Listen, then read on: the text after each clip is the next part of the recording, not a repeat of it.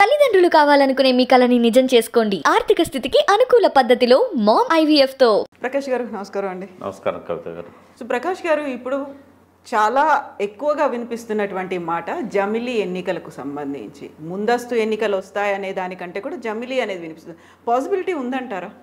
తప్పకుండా ఉందని నేను అనుకుంటున్నా. ఎందుకంటే గతంలో పోయినసారి ఎన్నికలప్పుడు కరెక్ట్ టైంకి మోడీ గారు ఎన్నికలను చేశారు. బట్ ప్రజల మూడు తెలుసుకోవడానికి ఆయన ఏం చేశారంటే కొంచెం ముందు తెలంగాణ ఎన్నికలు, అది బహుశా ఆయన స్కెచ్ అనుకొని నేను అనుకుంటున్నా, కేసీఆర్ గారిని కన్విన్స్ చేసుకొని ముందస్తు ఎన్నికలకు పోయాడు. మూడు తెలుసుకుందాం ఎట్లుంటుంది అని. సో యాంటీ ఇన్కంబెన్సీ ఇక్కడ కనబడలేదు. సో ఇక్కడ ఆయనకు లేనప్పుడు నాకెందుకు ఉంటుంది అనుకున్నాడు. సో అప్పుడు జరిగిన ఎన్నికలలో చాలా వరకు బీజేపీకి అనుకూల ఫలితాలు వచ్చాయి. సో దాంతో ఒక నమ్మకం వచ్చింది ఆయనకు. బట్ ఇప్పుడు ఏంటంటే ఈ 10 ఏళ్లలో పెద్దగా ఆయన మీద నమ్ముకున్న వాళ్ళని సంతృప్తి పరిచే విధంగా ఫలితాలు లేవు. సో ఇప్పుడు రెండవ పద్ధతికి ఆయన దిగాడు. ఏంటంటే చేసిన పనులు చెప్పుకొని గెలవాలనుకున్నప్పుడు ముందస్తు రావాల్సిన అవసరం లేదు. బట్ కర్ణాటక ఫలితాల తర్వాత చాలా రాష్ట్రాల్లో ఉన్న ప్రతికూల అంశాల విషయంలో యూత్లో ఉన్న క్రేజ్ తగ్గిపోవడము, ఇవన్నీ చూసినప్పుడు ఏంటంటే గ్రాఫ్ చాలా వరకు తగ్గింది మోడీ గారిది. వాళ్ళకి ఎప్పటికప్పుడు సర్వేలు చేయడానికి ఒక 4-5 సంస్థలు ఉన్నాయి. అందులో నమో అనేది ఒకటి, నేషన్ విత్ మోడీ అనేది ఒక పెద్ద సంస్థ, అది అమిత్ షా వాళ్ళు నడుపుతారు. బిఎల్ సంతోషి కూడా సర్వే ఆర్గనైజేషన్స్ ఉన్నాయి. ఇవన్నీ కూడా ఇచ్చేది ఏంటంటే గ్రాఫ్ తగ్గుతున్నది, యాంటీ ఇన్కంబెన్సీ పెరుగుతున్నది, అపోజిషన్స్ కొంత బలపడుతున్నాయి. ఇండియా అనే కూటమి మెల్లమెల్లగా పోలరైజేషన్ పెంచుకుంటున్నది. సో ఈ సమయంలో అకస్మాత్తుగా ఎన్నికలను తీసుకొచ్చేసి వారిని చావుదెబ్బ కొట్టాలి, వాళ్ళు ఇంకా సిద్ధం కాకముందే యుద్ధాన్ని ప్రకటించాలి అనే వైపుగా బీజేపీ ఆలోచిస్తున్నది. అందుకే నా దృష్టిలో అయితే 100% తెలంగాణ ఎన్నికలతో పాటే పార్లమెంటు కూడా జరుగుతాయని నేను అనుకుంటున్నా. ఒక 5 రాష్ట్రాలు, బహుశా ఆంధ్రప్రదేశ్తో పాటు ఇంకా కొన్ని రాష్ట్రాల్లో కూడా ఎన్నికలు జరపాల్సి ఉంది. వాళ్ళ విషయంలో మాత్రం మనం కొంత ఆలోచించవచ్చు అవి వస్తాయా లేవా అని. బట్ పార్లమెంటు మాత్రం ఎన్నికలు వస్తాయని నేను అనుకుంటున్నా. దానికి తగ్గట్టుగానే కొన్ని ఆధారాలను కూడా ప్రతిపక్ష పార్టీలు ముందు పెడుతున్నాయి. మమతా బెనర్జీ గారు చెప్పింది ఏంటంటే ఈ 3 నెలలు ఏ పార్టీకి హెలికాప్టర్ దొరకకుండా అన్ని హెలికాప్టర్లను బుక్ చేసుకున్నారు అని. అది ఒకటి చాలు ఇండికేటర్, ఆ ఇండికేటర్ చాలు మనకి. కాబట్టి పార్లమెంటు మన తెలంగాణతో పాటే వస్తుందని అనుకుంటున్నాం. అలా అంటే డిసెంబర్లోనే జరగాల్సిన అవసరం ఉంది, దేశమంతా దానికోసం సిద్ధంగా ఉందంటారా? అంటే ఇన్ని రాష్ట్రాలకు సంబంధించినటువంటి ఎన్నికలు జరపడానికి ఇంత ఎర్లీగా జరుపుకోవడానికి ఎలక్షన్ కమిషన్కు వాళ్ళకున్న ఇంటర్నల్ అండర్స్టాండింగ్, ఎప్పుడు ఎలక్షన్ వచ్చినా సిద్ధంగా ఉండాలనేది ఒక ఫీలర్ ఇస్తారు. జనరల్గా ఎలక్షన్ కమిషన్ 1 year ముందే అన్ని సిద్ధం చేసుకుంటుంది. ఎందుకంటే 6 months ముందు ఎన్నికలు వచ్చే అవకాశం ఉంటుంది. అకస్మాత్తుగా అప్పటికప్పుడు ఎన్నికలను ప్రకటిస్తే మనం సిద్ధంగా ఉండకపోతే కష్టం అని చెప్పి వాళ్ళు 1 year ముందే ప్రిపేర్ అవుతారు. ఇప్పుడు కనుక ఎన్నికలు వస్తాయని వాళ్ళు అనుకుంటే 2 months చాలు వాళ్ళకి, ఏమన్నా చిన్న చిన్న గ్యాప్స్ ఉన్నా కూడా అవి కంప్లీట్ చేసుకోవడానికి. అయితే మోడీ గారు ఒకవేళ డిసెంబర్లో ఎన్నికలు పోవాలనుకొని ఉంటే ఆయన మార్చిలోనే ఎప్పుడో వాళ్ళకి ఇన్ఫర్మేషన్ ఇచ్చి ఉంటాడు, నేను 3 months అన్నా ముందుకు పోతాను, నేను మీరు ప్రిపేర్ అయి ఉండాలి అని. కాబట్టి ఎటువంటి ఇబ్బందులు ఉండవు. మామూలుగా జమిలీ ఎన్నికలు అంటే ఉండాల్సినటువంటి ప్రాసెస్ ఏంటి, అసలు ఏం జరుగుతుంది? అంటే ఇది జనరల్ టర్మ్లో సాధ్యం కాదు. బట్ ఇప్పుడు ఏంటంటే ఒక 5 రాష్ట్రాలు, ఇప్పుడు 4 రాష్ట్రాలు, తర్వాత ఒక 5 రాష్ట్రాలు, ఇట్లా అవకాశం ఉంది. కాబట్టి అది సాకుగా చూపెట్టి ఆయన పార్లమెంట్ ముందు తీసుకొని రావచ్చు. లేదా ఆయనకున్న హక్కు అది 6 months లోపల ఎప్పుడైనా పార్లమెంటును రద్దు చేసుకొని ముందస్తు ఎన్నికలకు పోవచ్చు. కాబట్టి జమిలీ ఎన్నికలు అనేది ఈ ఫ్యూచర్లో ప్రతిసారి సాధ్యమైందని నేను అనుకోను. ఎందుకంటే దేశమంతా ఒకేసారి ఎన్నికలు జరగడం అనేది, ఎందుకంటే చాలా గవర్నమెంట్స్ మధ్యలో కూలిపోతూ ఉంటాయి, అర్ధాంతరంగా ఎన్నికలకు పోతుంటారు, ఇట్లాంటివి చాలా జరుగుతూ ఉంటాయి. బట్ ఒకవేళ సాధ్యమైతే మాత్రం అంతకంటే సంతోషం ఏం లేదు. బట్ ఇప్పుడున్న పరిస్థితుల్లో భారతదేశంలో సాధ్యం కాదు. ఈసారి అంటే పార్లమెంట్ ముందు జరుపుతాడు, కానీ తర్వాత కంటిన్యూగా ఇది సాధ్యమైందా అంటే కాదు. అది సో ఇప్పుడు తెలంగాణతో పాటుగా మిగతా రాష్ట్రాలకి 4 రాష్ట్రాలకి ఎన్నికలు జరుగుతున్నాయి కాబట్టి ఆ టైంలోనే పార్లమెంట్ ఎన్నికలు కూడా పెట్టే అవకాశం. దెన్ వాట్ అబౌట్ ఆంధ్రప్రదేశ్కి సంబంధించి దాంతో పాటుగా జరిగేటువంటి అసెంబ్లీ ఎన్నికలు ఉన్నాయి, సో వాటిని కూడా ముందుకు జరుపుకొని తీసుకొస్తారా లేదా?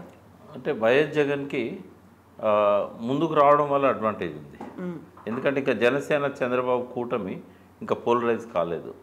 ఒకవేళ ఎన్నికలు కనుక అక్కడ కూడా ప్రకటిస్తే మళ్ళీ జగన్ రావడానికి అవకాశం ఉంటుంది. ఆలస్యం జరిగిన కొద్ది పోలరైజేషన్ పెరుగుతూ ఉంటుంది. ఆయనకు కూడా మంచిదే ఒకవేళ ముందస్తు ఎన్నికలకు వచ్చినట్టయితే.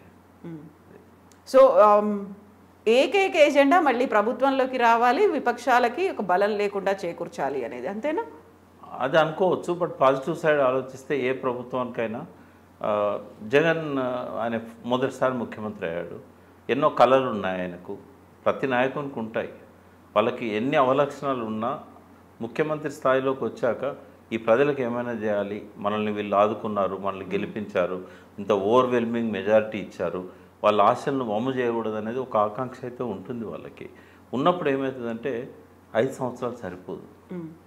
ఏ ప్రభుత్వానికి కూడా ఈనాడున్న పరిస్థితుల్లో ఏ రాష్ట్రంలోనైనా ఏదైనా చేయాలి ప్రజలకు అనుకున్నప్పుడు మినిమం ఒక 10 years ఉండాల్సి వస్తుంది.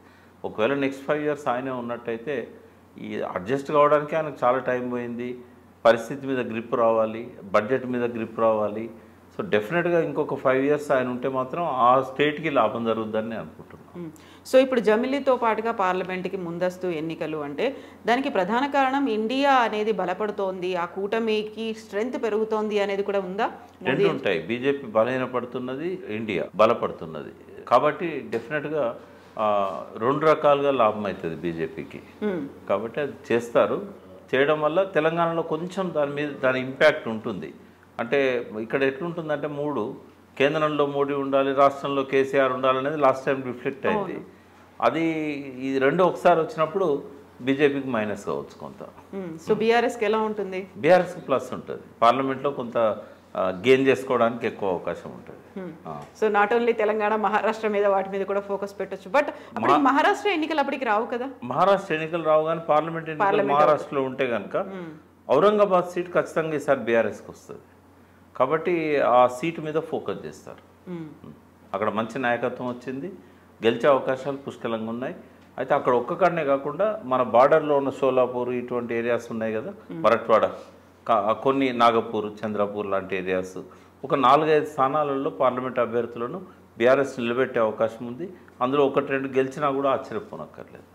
అప్పుడు ఒకవేళ జమిలీ ముందస్తు కనుక ముందే వచ్చేసినట్టయితే, ఇప్పుడు కేసీఆర్ 2 స్థానాల నుంచి ఎమ్మెల్యేగా పోటీ చేస్తున్నారు, అప్పుడు ఎంపీగా కూడా బరిలో దిగుతారా? దిగుతారు, ఖచ్చితంగా దిగుతారు. ఎందుకంటే ఆయన నెక్స్ట్ 5 years నాకు తెలిసి ఢిల్లీలోనే ఆయన ఉండాలనేది అనుకుంటున్నట్టు నేను అనుకుంటున్నా. బట్ ఆ పరిస్థితి ఉండాలంటే ఖచ్చితంగా ఆయన పార్లమెంట్కి పోవాల్సిందే. డిసైడ్ చేసుకున్నారా? పోటీ అయితే చేస్తారు, నాకు బలంగా ఉంది ఆయన పోటీ చేస్తారని. ఎప్పుడైతే కామారెడ్డిలో ఆయన ప్రిఫర్ చేశాడో జైరాబాద్ నుంచి కానీ లేదా మెదక్ నుంచి కానీ ఆయన నిలబడే అవకాశాలు ఉంటాయి. సో కేసీఆర్ కూడా ప్రిపేర్డ్గానే ఉన్నారు. ఆయన ఎప్పుడు ప్రిపేర్ అయ్యమ్మా. కేసీఆర్ గారు ఎప్పుడు ఎలక్షన్ పెట్టినా ఆయన ఆల్వేస్ ఎందుకంటే ఆయన ఎలక్షన్ ఎజెండా గెలిచిన మరుక్షణం నుంచి స్టార్ట్ అవుతుంది. జనవరిలో అధికారంలోకి వస్తే జనవరి నుంచే స్టార్ట్ అవుతుంది. అది ఆయన ఎప్పుడు సిద్ధంగా ఉంటాడు. అది ఆ నాయకునికి అవసరం. అది ఒక పార్టీ అధ్యక్షునికి అహర్నిశలు దానికి ప్రిపేర్ అయి ఉండడం అనేది అవసరం. So KCR is always prepared and Modi కూడా ప్రిపేర్డ్గా ఉన్నారు. ప్రిపేర్ అవ్వంది ఓన్లీ ఇండియా కూటమి విపక్షాలు. అంతే ఆయనే అంటే జనరల్గా కేసీఆర్ గారిని ఎవరు సర్ప్రైజ్ చేయలేరు, ఆయనే దేశాన్ని సర్ప్రైజ్ చేస్తారు ఆయన డిసిషన్స్తోని. ఆయన ఎప్పుడు ప్రిపేర్ అయి ఉంటాడు. సో మోదీ అనుకున్నట్టుగానే కేసీఆర్ కూడా ప్రిపేర్డ్గా ఉన్నారు, ఆలోచనలోనే ఉన్నారు. మంచి జరుగుతుందని అనుకుంటున్నారు కేసీఆర్ కూడా? మంచి జరుగుతుంది. ఒకవేళ జమిలీ ఎన్నికలు అయితే కనుక బీఆర్ఎస్కు చాలా అడ్వాంటేజ్ ఉంటుంది, మంచి జరుగుతుందని అనుకుంటున్నాను. ఎస్ అండి, thank you so much Prakash గారు. థ్యాంక్ యూ అండి. Thank you.